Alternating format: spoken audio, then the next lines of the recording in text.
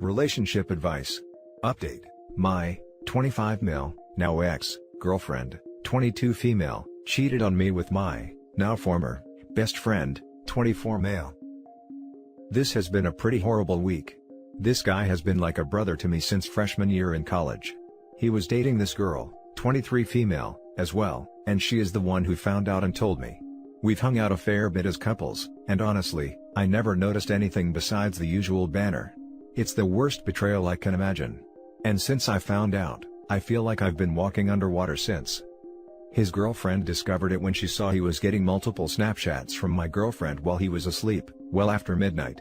She checked, and let's just say the evidence was compromising, and didn't leave anything to the imagination. She screenshotted it, sent it to herself and then me. I spoke to her very briefly on the phone, as long as we could both keep it together, just to make sure this was beyond all doubt.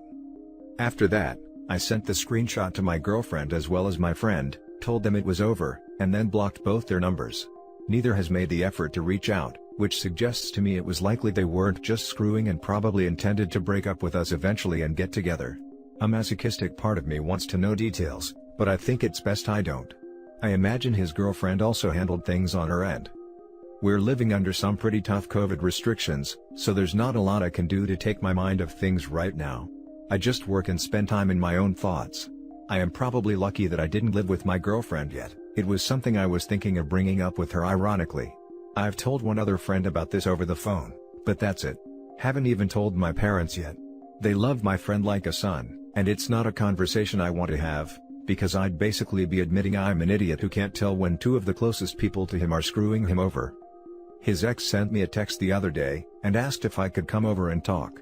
I'm in two minds about this. On the one hand, I'm mourning losing him over losing her by a lot. I was in this relationship for a year, and I've known him for 8 years. He was going to be best man at my wedding, and my kid's godfather. Seeing his ex is just going to be a reminder of what he did to me. Also, I'm not sure if she wants to meet because she wants to hook up with me or not. I admit that would probably feel good, though might not be healthy in the long run. Probably not thinking that far ahead though.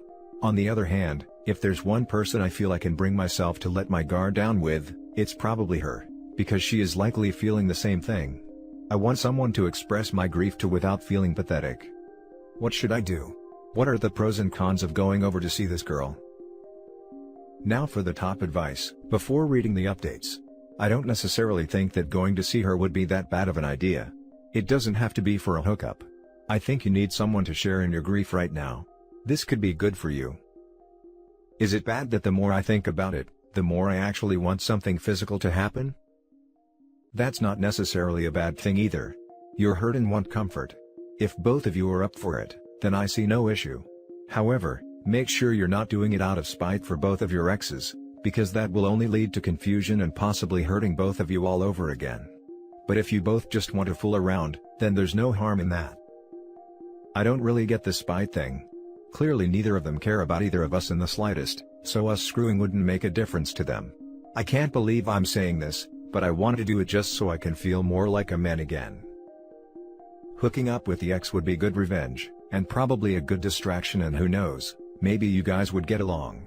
However, would you feel like a piece of crap in the long run? In either case, I 100% think you did the right thing by blocking them both and focusing on yourself. Such a tough situation, wishing you the best, man. Edited in an update. And now for the first update. Thank you to everyone who commented on my first post. So, I ended up going over to my now former friend's now ex's place late last evening after dinner. She opened the door and didn't look great. Her eyes were kind of bloodshot. At first, I thought she had been crying recently, but she said she later hadn't slept much the past few days. Fair. It's been the same for me. We sat on her couch. I started off with thanking her for reaching out and letting me know what she had discovered in the first place. She said she wished she had approached me sooner because she had felt like things had been off for the past 3 months. According to her, it seemed like whenever the four of us hung out, the banter between my ex and hers had just started escalating a little bit, and there seemed to be an incremental amount of teasing and inside jokes. It never came close to occurring to me, because literally the last person I would ever suspect my ex of cheating with was my best friend. She admits for the longest time she also thought she was just imagining it, and figured it was normal for my ex and hers to get along so well because they were close to me. Hell, her and I ourselves also were extremely cordial, though the highlights of our relationship all revolved around her ex. We had organized birthday dinners for him the last 2 years, for example. The other things that are suspicious is that he started routinely getting notifications rather late at night, and he would often make innocuous excuses to leave the room when this happened. The latest round of restrictions hit 2 weeks ago, and before that, she noticed he would occasionally again make seemingly innocuous excuses in isolation about needing to run an errand, and not be back for like an hour and a half. At this point my anger was starting to build because it was likely he was dropping by my ex's place for a quickie. She said all this seemed innocent enough by itself, but altogether, it made her check his phone when the Snapchat came through while he was asleep. I didn't really want to hear about how their confrontation went, but the lease was in her name and she went to live with a friend for 3 days until he moved out. It seemed like he was strangely prepared for this eventuality. Makes me wonder. The thought that he might be shacking up with my ex right now really made my stomach turn. After she finished the story, we sat in silence for a bit. Part of me wanted to cry, but I was too angry to cry. She started to say something, but then she herself broke down and ugly cried. I was a bit hesitant, but I first took her hand and then hugged her. My anger dissipated into grief too, and I teared up some too, but tried to keep it together for her sake. I held her until she calmed down. She wiped her eyes and looked at me for a bit, and well, it happened. We kissed. I don't think either of us specifically initiated it, was almost like the thought struck us both at the same time. I know I badly wanted it, for a bunch of reasons, not the least of which I just wanted to feel like a girl actually wanted me after what happened, but I pulled back and asked her if she was sure. She said she was, and well, one thing led to another. We went to her guest bedroom and did it. She led the way, and I'm very grateful she had that presence of mind, because I definitely did not want to screw her in the same bed my former friend used to. Not too much foreplay, but the act felt good enough. I guess my own barriers came down after the post-orgasm high went away, and it was my turn to cry and her turn to hold me. We fell asleep that way without too much else said. She woke me up this morning, and it turns out she made breakfast, something my own girlfriend never did for me for over a year. I was a bit envious because my former friend told me she did this for him regularly, and I am not a great cook. We didn't talk much, things were kind of awkward. She finally broke the silence and said that she slept better last night than the entire week beforehand. I admitted that was true for me too. I hadn't slept in an empty bed for a week straight since probably 2 weeks into my relationship with my ex.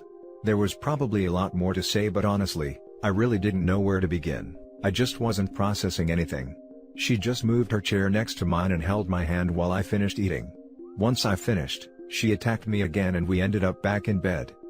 After this, I didn't really have a choice about the talking because I had to get back home to start work. When I told her this, she teared up and begged me to stay, because just not being alone right now made her feel better. I kind of felt the same way at this point. COVID isolation sucks anyway, and it's even worse when you're going through what I am. I told her she could come back to my place if she wanted. She brightened up and asked me to give her 5 minutes. She ran to her room and came back with a small bag, including 2 changes of clothes.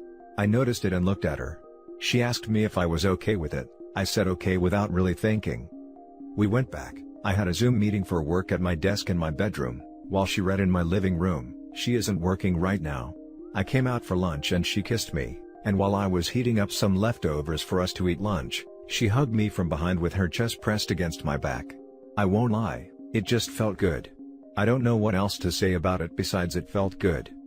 It's mid-afternoon now and she's napping in my bed. I'm probably going to join her. I'm done early with work, and just spent the last 20 minutes typing this up. When I opened the fridge for lunch, it turned out she had brought a bunch of ingredients with her to make us dinner. I know some of what we're doing probably isn't the healthiest, and I wouldn't do it if it didn't make me feel better in the moment than I have the last week. We do need to talk, that was the whole point of my going over. All we really discussed was how she found out. But I am leaning towards letting her stay as long as she wants. In fact, I actively want her to at this point. COVID has made this whole situation worse because normally I'd be able to meet other friends and do other things. Under the circumstances, the pros of having her as round-the-clock company outweigh the cons. My place is probably the better spot for both of us because her breakup was more painful than mine, their relationship was thrice as long, and I myself don't want to be in a place that reminds me of my friend and the trust he betrayed. I'm just going to take it one day at a time. If anyone has any advice on what to do from here, let me know. Now for the second update. So, My former best friend's ex has spent the last 2 nights at my place. That first day, we napped together in the afternoon as we both slept horribly since everything went down. The way she clings to me while we're sleeping is honestly just tender and makes me feel all kinds of things. We woke up and had intercourse again, lol. She made dinner for us, and we spent the rest of the night just holding each other and watching Netflix. I probably could have gone another round, but she ended up crying again, and after she was done, I myself was too emotional to really want to do anything else other than cuddle and eventually fall asleep. I realized yesterday we really did need to talk. I decided to take the day off from work. I let her sleep in, and when she woke up, I finally sat her down. I started things off by saying that I was really glad she was here with me and that we were helping each other feel better. I emphasized that to me, this had nothing to do with our exes, and was not revenge acts. I wanted to be with her because it made me feel better, and I hoped it made her feel better too. She agreed that it definitely did, and that we were both dealing with a tremendous amount of hurt and trauma, and there wasn't anyone who could empathize better with us than each other. Which was why she wanted to stay till the end of quarantine, if I was okay with it. Dealing with what happened to us was going to take a while, and she wanted to be there for me, and have me be there for her. I was a bit taken aback, as she was basically talking about moving in with me for months, but I honestly felt the same way. Being alone in isolation the week after finding out was hell for me, and that was before I had even started to process what had happened. I was still thinking, and she told me she was moving out of her apartment regardless. She couldn't afford the rent without a job and without her ex, and she had a couple of potential subletters lined up before we met. She was planning on moving in with a friend, but she'd rather be with me. She could leave most of her things with her friend given my apartment was small, and if either of us needed space, she'd go there temporarily. She had taken my hand at this point and was starting to get a bit tearful. I finally agreed that this was a good arrangement. It all felt kind of crazy, but I was just thinking on emotion. She kissed me, hugged me really tightly, and we ended up doing it again. After this, she told me she was going to start going on birth control again so I wouldn't have to use a condom. I really wasn't expecting that. With that settled, we just spent the day together. Cuddled, watched some Netflix, and worked out together. I have some equipment in my apartment, part of why things are so cramped. We went for a walk to buy groceries. She insisted on paying, and cooked again. I haven't brought it up with her yet, but instead of splitting the rent, I was thinking of just letting her pay for groceries since she seems to like to cook anyway. Today, I took another day off from work. I have a lot saved up since it's not like I had the opportunity to use them much since the pandemic started, and we drove to her apartment where we met the friend who was going to store the bulk of her stuff. I'm now back at my place with the stuff she's keeping with us, and her friend is going to drop her back once she drops off the rest. I don't really know how I feel, except a lot better than I did when I made my first post. I'm just not sure if I should be doing this just because it feels good. I know I don't want to be alone, so for that reason alone in my gut I feel like this is the right call, but are things moving too fast? She's probably shown me more affection outside intercourse in 3 days than my ex did in the last 3 months of our relationships. Between the cooking and her desire to let me have unprotected action with her, everything feels kind of domestic. Which ironically, I never felt with my ex. I figure varying degrees of quarantine measures will last another 3 or so months, before vaccinations start to make things significantly better. At that point, perhaps she'll move out and we can take another look at things, perhaps try dating the traditional way if we want to. At this point I can't imagine not wanting to as long as the grief I'm feeling now is not a factor then. Hell, maybe we don't even need to do that and she can just stay on with me. I don't know, I am probably thinking too far ahead. I am nervous because of how unusual the situation is, but it still feels like the right call in my gut. I don't know exactly how I feel about her, except that I care about her and want her around because she makes me feel better and I want to do the same for her. Anyone have any advice? Anything I'm missing? Now for some closing advice. The unprotected ex thing is a beacon for trouble down the line, especially if you both been cheated on. Probably should wear protection until you get tested, and make sure there's birth control in place. Maybe it will work out, but you guys really aren't in the right frame of mind to be making long-term decisions about a relationship or moving in together. This is way too fast. Thank you for pointing it out. I always used protection with my ex, and last I talked about it to my former friend, he and his ex always did too. I feel like perhaps she wants to do this for me because she never did it with him? It's the same thing as the cooking, something my ex never did. She just wants to do nice things neither of us did in our previous relationships. We'll use protection for now until her birth control takes effect. We're both definitely clean. We've literally only slept with each other and our exes, who were also sleeping with each other, in months. So, you both got cheated on by your partners and are now finding solace in each other since you two are both the ones who got screwed over? It seems really messy, and that you're using each other as a crutch to get over the betrayal. Neither of you had space or time to heal from your previous relationships, and are trying to settle into some sort of domestic bliss routine. Perhaps it's nice to have someone to relate with since she's been through the same heartbreak, but I don't anticipate this as the ingredient/recipe for a successful relationship at this current stage. Not really thinking that far ahead. You're right, maybe this won't be a long-term thing, though I hope it could be if things break right for us. I just want her around right now because she makes me feel better, and I do the same for her. COVID complicates a lot of things here. Just a couple thoughts. First, make sure you're both dealing with your issues from the ending of your previous relationships. Don't rug sweep them hoping they just go away, or they may turn into a ticking bomb waiting to blow up on you. Second, you two really need to communicate a lot. With the two of you going from casual friends to living together after shared trauma, you'll want to be sure any relationship is built on wanting to be with each other, and not just avoiding being alone. Maybe you can plan some dates outside the apartment that don't require restaurants, movies, etc. Go out on a hiking trail, plan a picnic, visit friends in a socially distant, outdoor setting, etc. Thank you. Yes, I know this will need to come up eventually, but everything is honestly just too raw and painful right now. We've both cried a lot and I still can't begin to process it. I told her we need to address this at some point and she agrees, but also said she can't do it right now. I don't honestly know if there's going to be a relationship after this. Ideally, I'd like to be the case. She's beautiful and a very kind person. I know her well enough, but I don't know her. You're right, it has to be about us as people, not what we're going through. It's another thing to work on. Can't do much in the way of outdoor dates unfortunately because it's cold beyond belief. I had some vague thoughts about perhaps a ski trip in a couple of weeks.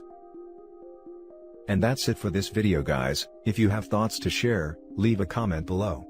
Don't forget to hit like and subscribe if you like this content. I'll catch you in the next one. Good day everyone.